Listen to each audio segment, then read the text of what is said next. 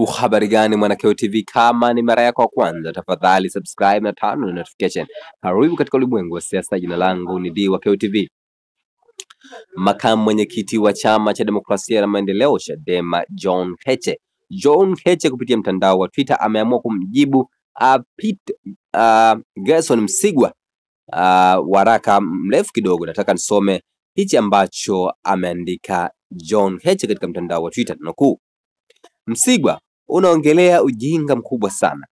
Watu wametekwa, watu kwa maelfu wameuawa, familia zinalilia wapendo wao na hata miili ya wapendo wao hawajapata. Wewe unasema waongelee SGR, mama yake Polepole au mke wa Mdude au mama yake Kipanya. Hiyo SGR inamsaidia nini wakati mtoto wake ametekwa? Wewe yule kijana wako akitekwa utaongelea barabara? Muda sio mrefu mtajibu yote. Ameandika maneno hayo John Heche katika mtandao wa Twitter baada ya press ya jana.